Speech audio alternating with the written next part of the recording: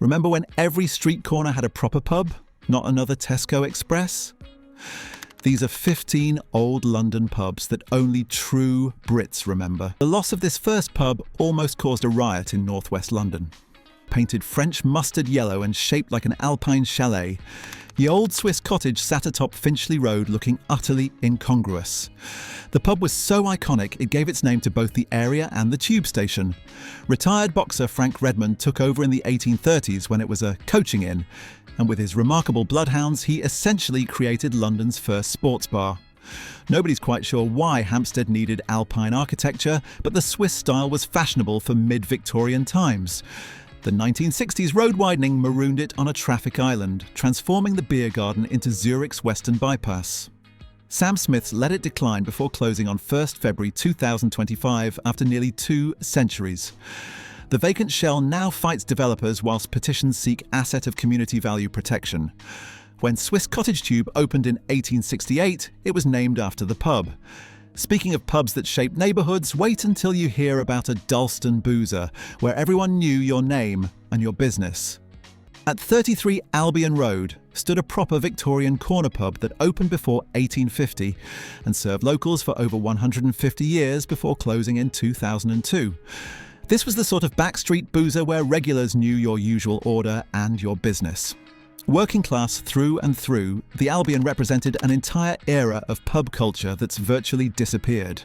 Robert Cuppa, a 65-year-old Yorkshire man, ran it in the 1860s with his wife Helen, whilst by the 1870s the Harcombe family had taken over, all living above the pub. When it closed, conversion to residential use was swift. The structure survived, but stripped of everything making it a pub. Today at 33 Albion Drive, you'll see a house where locals once pulled pints. There's an entire generation who celebrated birthdays there and now walk past a building bearing no resemblance to what they remember. But if you think that's sad, buckle up for a Hampstead pub that Charles Dickens himself frequented for red-hot chops. Perched at one of North London's highest points, Jack Straw's Castle served as a coaching inn from at least 1713. Named after the 1381 Peasants' Revolt leader, it became one of Hampstead's most famous landmarks. Charles Dickens described getting a red-hot chop for dinner and a glass of good wine there, whilst the pub appeared in Bram Stoker's Dracula and Harold Pinter's No Man's Land. During the Blitz, a landmine struck on the 19th of March 1941, but the truncated building stayed open through the war. By the early 1960s, what remained was demolished, and architect Raymond Erith designed a striking white weatherboarded building that opened in 1964. Poet laureate Sir John Betjeman called it true Middlesex and a delight. It closed in 2002 and converted to luxury apartments, with developers ignoring promises to provide replacement pub facilities. Now, if you thought losing a pub was bad, imagine losing London's most complete Art Deco pub, despite MPs tabling motions to save it. In Neville House on Page Street, the Pavior's Arms was London's most complete Art Deco pub, designed by T.P. Bennett & Son around 1937. Time Out declared it the most complete remaining Art Deco pub in London. Near the Houses of Parliament, it became popular with politicians and Westminster workers who appreciated its atmospheric 1930s interior with elaborate geometric patterns. However, being beautiful meant nothing when Land Security's Trillium wanted to redevelop. It closed in May 2003, and English Heritage recommended not to list it. 67 MPs signed an early day motion to save it, but their concerns were ignored. The Victoria and Albert Museum was literally running an Art Deco exhibition whilst the Pavior's Arms was being demolished. Neville House was replaced with 93 flats. The pub was obliterated completely, proving architectural merit means little against property economics. At least the Pavior's Arms got attention before vanishing, unlike the next pub that disappeared along with its entire building. At 76 Shoe Lane, the cartoonist became the spiritual home of Britain's cartooning community. The official meeting point of the Cartoonists Club of Great Britain hosted annual awards where Tony Benn, Ken Livingstone and even Margaret Thatcher would drop in. Regulars redesigned the pub sign every year, reflecting the creative community it served. Inside, framed photographs and cartoons covered walls, making visits feel like walking through a gallery of British satirical art. Terry Waite visited the night before leaving for Beirut, only to be taken hostage for 5 years. The pub served as lunchtime refuge for workers keeping Fleet Street's presses rolling. However, by the early 2000s, Fleet Street's print industry had vanished. When the International Press Centre was demolished in December 2012, the cartoonist went down with it. Total obliteration. The loss symbolised complete death of Fleet Street's legendary print culture. Speaking of pubs with creative connections, our next venue hosted everyone from Billy Bragg to early Blur, plus gets a Nick Hornby novel shout-out. At the corner of Seven Sisters Road stood the Sir George Robey, a mid-19th century pub that became one of North London's most legendary music venues. Named for music hall performer Sir George Robey in 1968, this electric blue-painted venue hosted punk, ska and acid house nights throughout the 1970s and 1980s. Artists including Bad Manners, Billy Bragg, Hawkwind, Fugazi and early Blur played shows there. Damon Albarn recalled being on first at an indie all-dayer, going on at 11 a.m. and getting pissed on beer coupons. Nick Hornby paid tribute in his 1995 book, High Fidelity, using it as inspiration for the fictional Harry Lauder pub. In 1996, Mean Fiddler took over and renamed it the Powerhouse. It closed in 2004, stood derelict for over a decade, then was demolished in 2015 and replaced with a Premier Inn. The loss represented an entire era of grassroots music culture, but if you want royal connections, wait until you hear about a place Henry VIII supposedly used as a hunting lodge. Dating to the late 15th or early 16th century, the Spotted Dog on Upton Lane was thought to have once been King Henry VIII's hunting lodge. Leopold Wagner's 1921 book mentions a huge barn-like structure in the pub's garden that anciently enclosed kennels for royal hounds. When Henry VIII followed the chase in Epping Forest, he'd take up hounds at Upton. After dissolving Stratford Langthorne Abbey in 1538, Henry VIII purchased nearby Hamfrith Wood, lending credence to the story.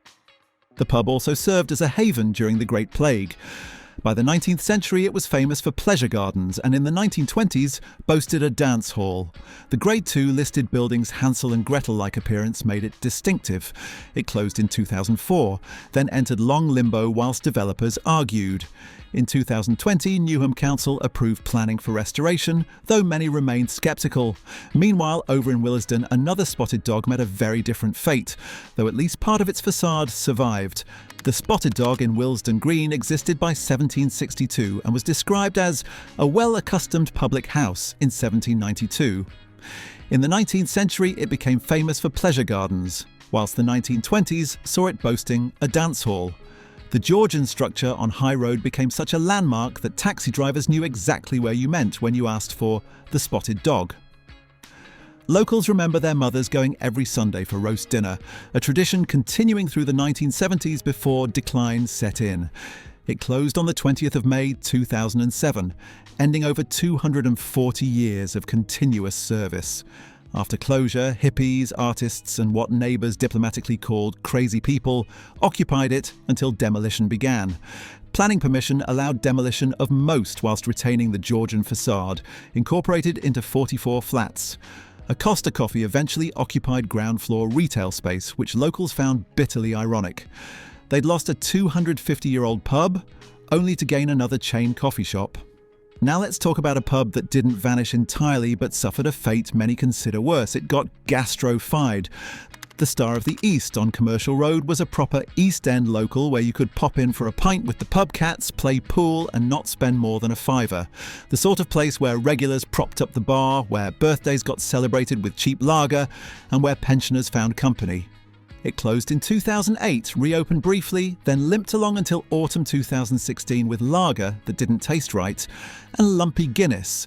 The place was clearly dying on its feet. However, in 2019, the Star of the East was completely reinvented as a gastropub. The old interior got stripped out, fruit machines and pool table vanished, worn carpets replaced with stripped wood floors. The pub cats were long gone, replaced with menus featuring artisanal that. Regulars who remembered £3.50 pints now face £7 craft beers and £18 fish and chips. The Star of the East technically survived, but everything making it a community space vanished. But here's something that'll really get your blood boiling. A pub bought for an obscene amount just to demolish it. The City Pride stood adjacent to the western lock of the City Canal and appeared on BBC's London Marathon coverage every year, making it one of London's most visible boozers. The pub took its name from the City Canal, built by the City of London Corporation. The canal later changed use into a dock, and the pub was rebuilt in 1936, later renamed the City Pride. Despite remaining popular with local office workers, the City Pride became a target for developers eyeing valuable land. A development company bought it for £32 million, officially the most expensive pub in the UK at the time, with plans to demolish it and build a 62-storey tower block. 32 million quid for a pub they intended to knock down immediately, which tells you everything about London's property madness. Despite its community value and annual national television appearance, it stood no chance against developer money. The City Pride's fate demonstrated how pubs on valuable land became expendable regardless of popularity. Right, let's talk about a pub that managed to survive physically but lost absolutely everything that made it special. Old Parr's Head on Upper Street in Angel had roots stretching back centuries, with the present building dating from the early 19th century.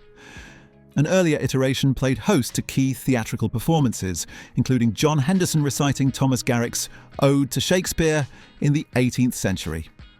The pub served the Islington community for generations, a proper North London boozer where locals could rely on decent pints. The distinctive orange-tiled frontage made it impossible to miss on Upper Street. However, in 2006, Old Parr's Head closed, and what happened next represents the cruelest fate for a historic pub. Rather than demolition, the building was gutted and converted into a jigsaw clothes shop, later becoming a monsoon. The pub's orange-tiled frontage was retained, but step inside and there's nothing indicating this was once a pub. The architectural shell survived, whilst everything that made it a pub vanished. Walking past today, you see shoppers browsing clothes where punters once stood. Now, let me tell you about a pub that had something you'd never expect, and it made headlines across the country. At first glance, the George and Dragon in Bermondsey looked like any typical South London pub. Nothing particularly special about the Victorian building. However, in 1983, it shot to fame when new landlady Julie Letton did something absolutely mental. She opened a swimming pool in the back garden. If you think I'm having you on, there's actual Thames News footage showing punters splashing about whilst downing pints. The pool became the pub's calling card, with locals flocking to this bizarre combination of boozer and Lido. You could have a few bevies, take a dip, then have a few more. The novelty attracted attention from across London. However, the swimming pool was gone by the end of the 80s, though the pub continued trading. The sign still boasted it was the only pub with a pool, long after the pool had been filled in. The pub closed in 2006, and it's now been converted into flats. The George and Dragon represented that era when independent publicans could try mad ideas. Let's talk about a pub that stood on land with a dark history before progress swept it away entirely. The Old Red Lion at Aldgate stood on ground that had witnessed some of London's darkest days. The area was once a mass burial site during the Great Plague, with thousands of victims interred where the pub would later stand. The Victorian rebuild became a local landmark, serving the Aldgate community through the late 19th and entire 20th century.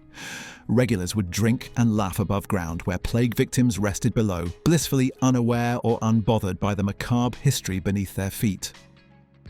The pub survived the Blitz and 2 world wars, becoming one of those institutions you assumed would always be there. However, by the 1970s, the Old Red Lion closed as the area transformed. Then, in 2004, the pub was demolished to make way for a new Aldgate tube station entrance. Today, thousands of commuters rush through the space where the Old Red Lion once stood, unaware they're walking over plague burial grounds and a centuries-old boozer. There's no blue plaque, no memorial. Now here's a pub that lived up to its name in the most literal way possible, until disaster struck. The Goat House in Croydon wasn't just cleverly named, it actually had goats grazing in the back garden for years, which made it one of London's most unusual boozers. Imagine popping in for a pint and seeing actual goats munching away outside. The goats became local celebrities, with families bringing kids to see them, making the Goat House a genuine community attraction rather than just another drinking establishment. However, misfortune struck hard in 1996 when the pub was badly damaged by fire whilst being refurbished. Remarkably, it was restored and continued trading for another 8 years. The pub finally closed in 2004, and 3 years later was demolished and replaced by flats because, of course, it was. Before demolition, 2 goat heads which once festooned the pub were salvaged and can now be found propping up a nearby bench. The goat house represented that eccentric British tradition of pubs being more than just drinking establishments. They were places with personality and genuine character. And for our final pub, let me tell you about the City of London's last remaining slum pub, a place that time forgot. Considered to be the City of London's last remaining slum pub, the Still and Star first opened in 1820 and was reportedly frequented by Daniel Defoe, who wrote sections of Robinson Crusoe there. The unique name came from 2 sources. The pub had its own still housed in the hayloft above, whilst Star referred to the Star of David, a nod to the substantial Jewish population of 19th century Aldgate. This was proper old London, the sort of rough and ready boozer that survived in the East End whilst the city around it transformed into glass towers. The Still and Star remained defiantly unreconstructed, a throwback to when Aldgate was genuinely rough rather than gentrified. However, in 2016, developers revealed plans to demolish the pub for a large office block. Despite protests, planning approval for demolition was granted in 2020. The building still stands but it's a matter of time before it vanishes completely. Its impending demolition will erase another piece of London's authentic character. So there you have it. 15 old London pubs that only true Brits remember. Though remembering them doesn't bring them back, does it?